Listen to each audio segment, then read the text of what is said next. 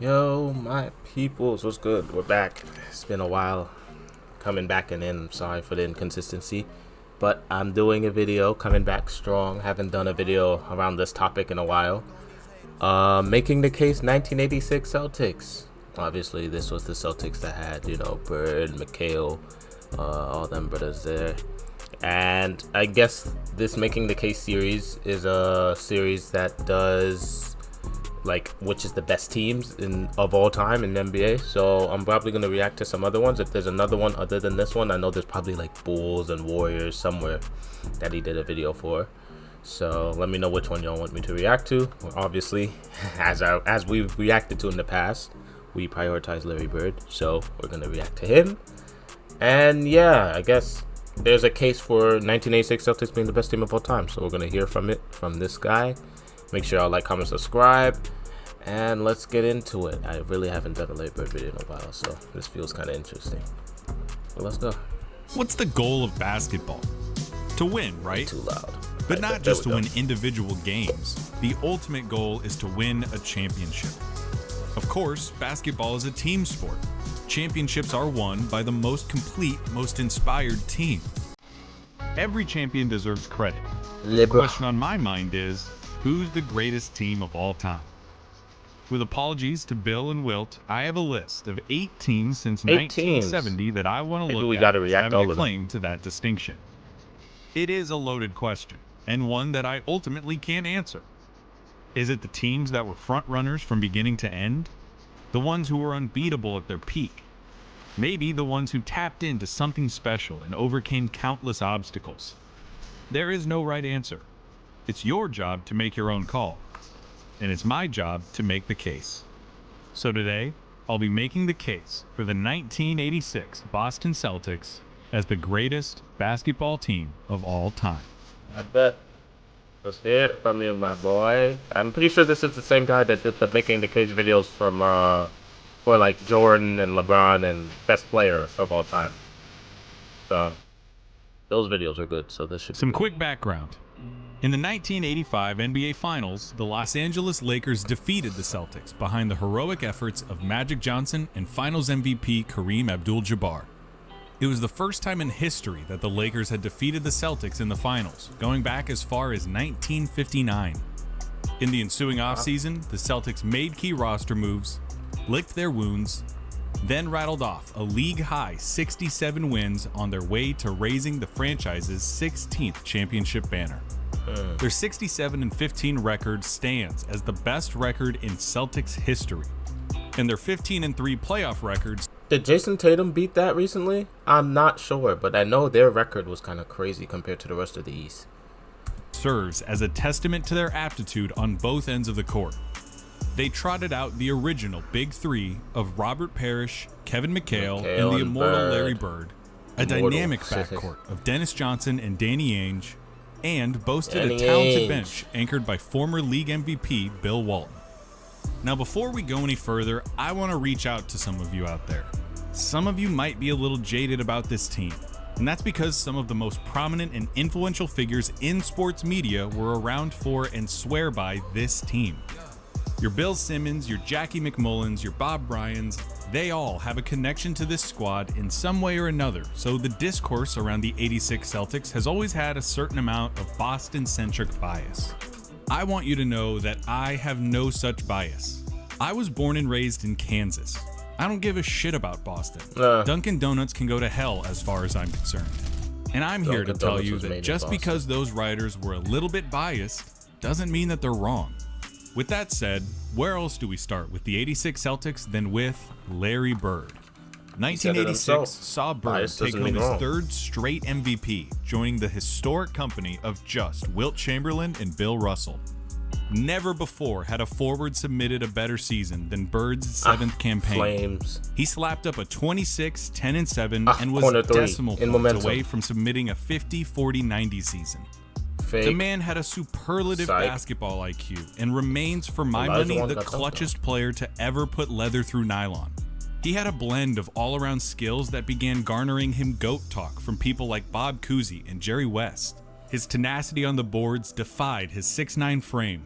His creativity was tantamount to Tesla, and his infectious passing gave the team an identity that remains as impressive and timeless now, some 35 years later, as it was back then. He finished the season ranked 7th in rebounds, 4th in points, 13th in assists, 8th in steals, and 2nd in minutes played. So elevated was his level of play that he admitted to getting bored in games and looking for ways to entertain himself.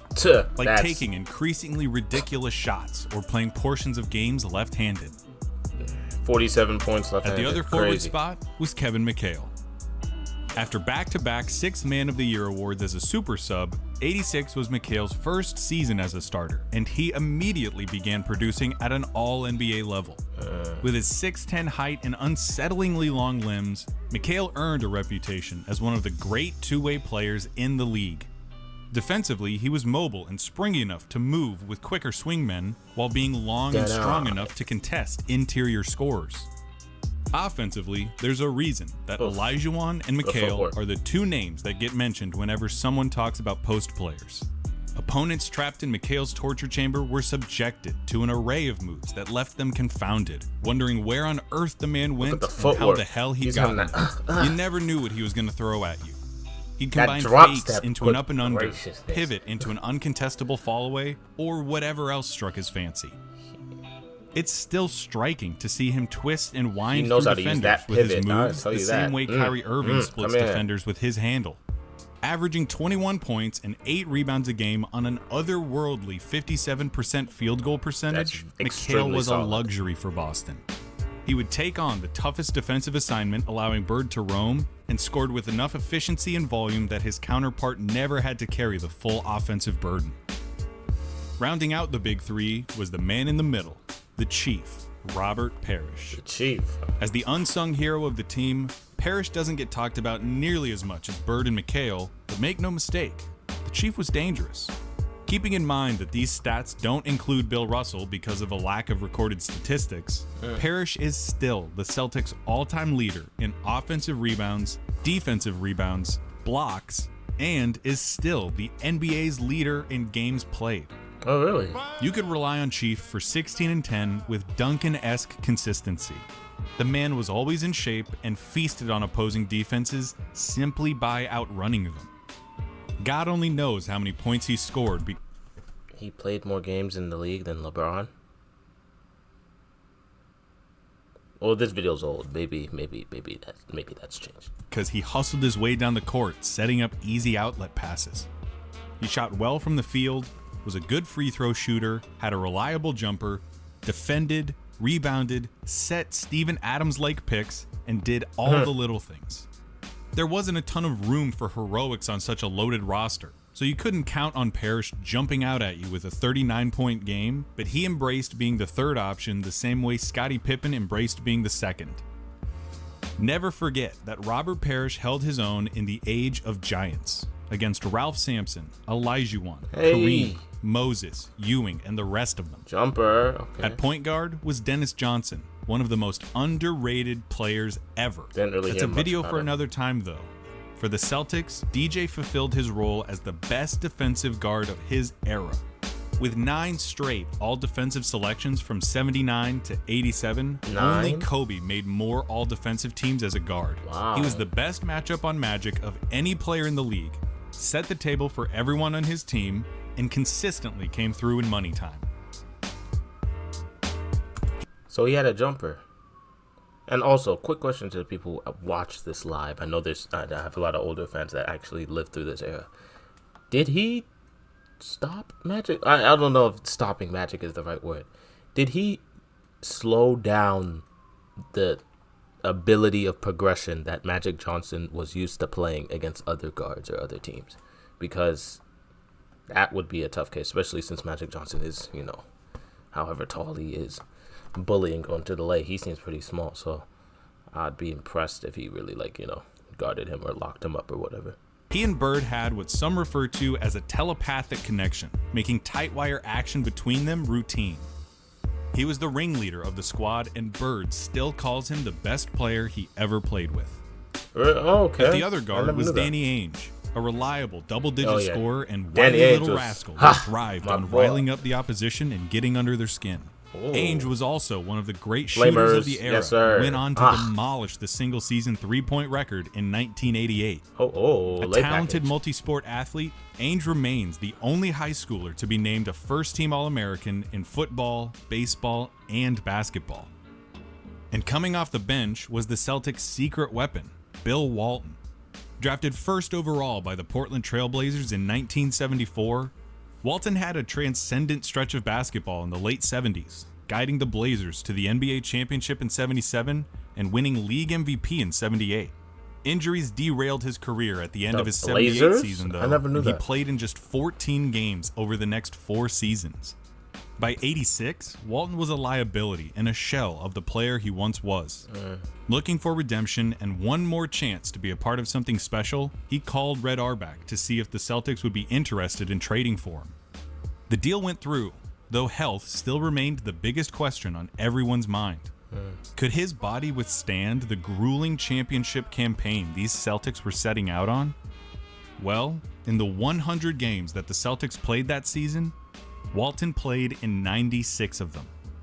He won the 6th Man of the Year award thanks to his size, smarts, rebounding ability, and defensive instincts. So the 6th Man of the Year moved to the starter role, and then it still ended up getting 6th Man of the Year another year. That Celtics were just breeding 6th Man of the Year at that point, I guess. He was still every bit of the best passing big man ever, and found a kindred spirit in Bird, who also reveled in elevating the talent level of his teammates and in the fine details of basketball. To boot, Walton added an Andy Bernard dynamic to the team. He had had his good old days and seen them drain through his fingers. Yet here he was, once again, with a chance to be a part of something historic, completely aware and appreciative of the fact that this was and would always be the good old days of Celtics basketball. Interesting jumper. In all, the roster touted 5 Hall of Famers. 5. A whole lineup. And every starter on the team was a double-digit scorer. They gelled together to form a hive mind presence, assimilating into nothing short of Bird's brainchild. If Bird were cutting, DJ would put the ball where it was supposed to be the second it was supposed to be there. If McHale was rolling on some poor soul in the post and got doubled, Ainge would be in the perfect place for a kick-out. If Parrish got open down the court, you could bet that the ball would find him. Emulating Bird's all-around prowess, the Celtics could beat you in any which way. Whatever you did, they did better. If you had a speedy, heady guard, you had the pleasure of being locked down by Dennis Johnson. Locked down. If your calling card was your big man, you had to contend with the greatest front court of all time. Not razor sharp defensively, the hive mind will beat you into a pulp with their passing. Your offense isn't clicking on every conceivable cylinder, you would be swarmed, you would turn the ball over, and every shot you took would be smothered. And if you let the game stay close down the stretch, Larry Bird would put the nails in your coffin. They had answers for everything. They could change their style of play on a whim and excel at it. Bird, Ainge, and backup point guard Jerry Seasting were all dead-eye shooters. The big men were some of the best post players to ever play. They could put out an absolutely massive lineup with Bird at the 2, McHale at the 3, and Parrish and Walton in the middle. They could go small with no loss of quality with McHale at center and Bird at the 4. Craziest of all, they really wouldn't even need to size up or size down. The 86 Celtics are still one of the only teams in history to be able to play a small ball style with a gargantuan starting lineup. Everyone was mobile enough to push the pace and stay active. Their inside-outside proficiency could space the floor. They could defend and corral nearly all types of scorers, and their passing would carve defenses to shreds, all without giving up an inch. Good pump. And, if we're checking boxes, the Boston Garden in the 1980s was the best home court in sports. Already some 50 years old, the dingy dungeon halls of the Garden had been host to some of the greatest players and moments in sports history, offering comfort to its allies and peril to its enemies. The crowd was insatiable and earned a reputation for both their devotion and potential for viciousness. Guess we look past The it. rafters were littered with championship banners and retired numbers in such quantity that they became superfluous. The Celtics took Superfluous. I've never heard that word in my life. advantage of this and ran with it, notching a 50-1 home record, including the playoffs. Were they perfect? No. They weren't that athletic, and they had a tendency every now and then to get bored and take their foot off the gas against bad teams. Could they have gotten to 70 or even 72 wins? Sure, and you can hold that against them, but tell me, when we're talking about something as grand as the greatest team of all time, how much do those 3 to 5 regular season games really matter? For records, they do. As we established in the beginning of the video, the Celtics game. lost the '85 finals to the Lakers for the first time in franchise history. The loss stung deep, and members of the team still believe that they let the series get away from them. With a newfound inspiration and the drive to reclaim what they believed was theirs, they tore through the league with one team in mind. The rivalry between the Celtics and the Lakers should need no background. Since the days of Jerry West and Elgin Baylor competing against Bill Russell and Bob Cousy, the two franchises have defined the NBA within and without. Today, the two franchises account for nearly half of all championships in NBA history. Yeah. And the rivalry was never more intense than in the 80s, as Magic Johnson and Larry Bird presented their teams and their sport to the world. Since their iconic college basketball championship showdown, the two had assumed the role as battling titans, trading blows with one another, daring to push the boundaries of basketball to fit their own needs and desires. No pass was too extraordinary, no shot too outrageous. What a lay. And after the Lakers had landed such a damaging blow in the finals, Bird and the Celtics were eager to return the favor. In the two regular season matchups between the two squads, the Celtics came away with victories both times against the defending champs. And while they no doubt enjoyed the bragging rights that this afforded them, their true crusade began in the playoffs. In round one, they found themselves matched up with the 40-win Chicago Bulls and an extraordinary young guard named Michael Jordan. Having missed most of the season with an injured foot, Jordan was eager to assert himself and unleash his latent talents. He did just that. After a 49-point performance in Game 1, Jordan put on a spectacle in Game 2 by setting the NBA record for most points in a single playoff game with 63. Bird famously described the effort as God disguised as Michael Jordan. It was a glimpse into the future of the NBA and a coming-out party for the league's next great star. Ultimately for the series, though, it didn't even matter. The Celtics won both games.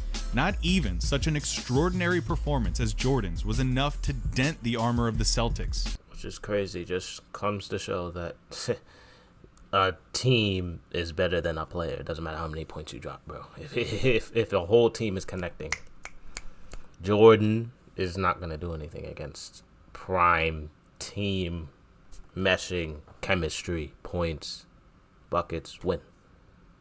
Simple. Who then won Game 3 to sweep the series. And after killing God, I can't say that. In the next round, Boston was faced with MVP runner-up and the league's leading scorer, Dominique Wilkins, and his Atlanta Hawks. Though the Celtics had won all 4 of the regular season matchups with the Hawks, each contest was decided in the single digits, and most had come down to the final moments. Dominique represented Bird's toughest matchup in the East, with his boundless athleticism and potential for incredible outbursts. The Celtics succeeded in containing him for the most part, though, putting up walls to the lane and closing out on his jump shots. Though they were competitive through the first 3 games, the Hawks were at the mercy of the Celtics and found themselves down 3-0. With Game 4 in Atlanta and a series victory for Boston all but certain, Wilkins and backup point guard Spud Webb caught the Celtics with their foot off the gas, combining for 58 points and denying them a 4-game sweep. Back in Beantown for Game 5, Bird and company took the opportunity to remind the Hawks, themselves, and the league that this was their year. In one of the great statement games in playoff history, Boston turned an 11-point halftime lead into a 33-point blowout, punctuated by an absurd third quarter in which the Celtics outscored the Hawks 36-6. Defense turned into offense. 36-6? Offense turned into more offense. and by the end of the period, the crowd was bursting with supreme 30 confidence in their team. They just can't believe what has happened. Oh my gosh, 36-6. The crowd is starting to chant "Beat LA." A little premature. The Celtics were a team of destiny. That's crazy. And the Garden knew it.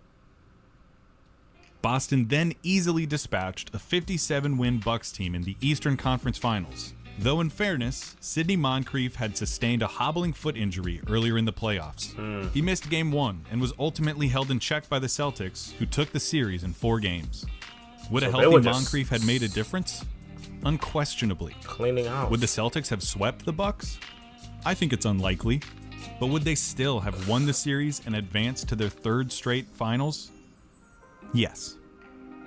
In any case, the Celtics were now 4 wins away from capturing their championship and submitting their application to the all-time team discussion. They beat Jordan. All Moncrief they needed was a worthy opponent. And they got one, though it wasn't the one they were expecting. That's because the defending champion Lakers had been upset in just 5 games by the upstart Houston Rockets and their mammoth combination of big men, 7'4" Ralph Sampson and 7-foot Akeem Olajuwon. And they intended to prove that their victory over the Lakers had been no fluke. After 2 Celtic victories in Boston, the series moved to Houston for the next 3 games. Here, the Rockets put their foot down and showed a resilience not yet seen against these Celtics, earning the respect of the basketball-watching public. They won Game 3 by 2 points, helped in large part to Sampson's 24-point, 22-rebound performance. Crazy block. Still against the ropes, though, they faltered in Game 4, suffering a 3-point defeat. With a 3-1 series lead through the first 4 games, the Celtics were on the brink of their destiny. They'd been able to mitigate the Rockets' size advantage on the boards, though the 23-year-old Olajuwon had succeeded in making himself known as an intimidating and impressive young talent. Olajuwon was 7. With Boston looking to close out their season with a championship in Game 5, Olajuwon played an inspired game with 34 points, 14 rebounds, and 8 blocks. The Rockets won and ensured that no championship would be hoisted on Houston's home floor, but not before damning their championship chances. Just into the second quarter of the game, Sampson had gotten a mismatch on 6'1" Jerry Seasting. After some pushing and jostling for position, Sampson turned around and delivered 2 quick, heavy blows to Seasting, igniting a bench-clearing altercation. Sampson was subsequently ejected from the... Wait a minute. Who just threw him to the ground? Bro took him by the waist. Sampson was subsequently ejected from the game, though Olajuwon did carry the Rockets to a victory and forced a trip back to Boston. The Celtics were pissed. They were pissed that they'd let that game get away from them. They were pissed that they'd let Houston keep the series alive. And they were pissed that Sampson had squared off against a player over whom he had a 15-inch height advantage. That's crazy. At practice the day before Game 6, the players worked themselves into such a feverish lather, playing with so much physicality, that head coach Casey Jones had to call off practice. The Garden was no different. The fans were delirious, setting a new kind of record for malevolent trash talk, with most of their attention focused on the imposing Rockets center. The team and their fans wanted to win, to claim their rightful place at the height of the sport, and they wanted to make the Rockets regret the day they ever messed with the Boston Celtics. And the instrument for that righteous fury was none other than Larry Bird. For one game, Larry Bird played a different sport, in what has been described and immortalized in many different ways as the greatest game he ever played. Yep. At first glance, you notice his box score wasn't all that sensational. 29 points, 11 rebounds, 12 assists on 47% shooting. He didn't score 60, it wasn't a near quadruple double, and he hit no buzzer beaters. But you only have to watch the game to see that he was, in classic Bird fashion, everywhere, doing everything, at all times. Look at them disrupting passing lanes, finding his teammates, even winning a jump ball against Olajuwon. Crazy. He was the king, and basketball was his kingdom.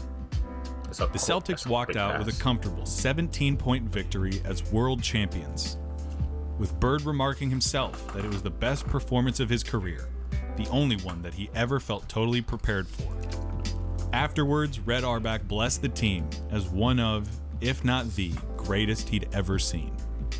To recap, you take one of the most talented starting fives ever, composed of the greatest front court of all time, with the greatest forward tandem to ever play basketball, and watch them eviscerate their opponents with stifling two-way play, dazzling passes, suffocating defense, exquisite shooting, and sublime post-play. They win more games than have ever been won by their illustrious club and proceed to rampage their way to a championship, culminating in the best game in the career of one of basketball's most brilliant talents. The Boston Garden stands no more. Demolished in 1998 after 70 years of service and replaced with a building with air conditioning. I'll never get to see it. Never get to ask the walls my questions, nor gag down a Sam Adams surrounded by insufferable Boston sports fans. Among the distinguished teams that called the parquet floor home, one stands alone. And if those walls were still around, if that floor could talk, I know what I'd ask them. And I think I already know the answer they'd give. They'd tell me that the 1986 Boston Celtics were the greatest basketball team of all time. Okay. So that was his case for 1986 Celtics. Pretty well put together case, you know. I'm not against it. It's solid. He did go through, I think, one season in particular. Oh, he went through the 1986 season that they went through. Okay. Okay. It was a good argument. I'm not gonna lie. There's not any teams out that, other than like, you know, the Warriors that lost 9 games and the Bulls that lost 10 games, that I can think of that could maybe refute this team, but we'll see. I think he did videos on them too, so we could probably react to those if you want me to. Make sure you like, comment, subscribe, and I'll see you on the next video. Subscribe to the video. Subscribe. And let's see if I get. This is a crazy ask, and y'all probably clicked off the video already, so it's not gonna happen. But we'll see. If I get 1,000 likes, I'll post 2 to 3 times shorts and videos throughout all of December. Locked. If I get 1,000 likes on this video. But the majority of the people probably clicked off the video already. So that won't but if it does happen, I said it here. So yeah, I'll see you on the next video.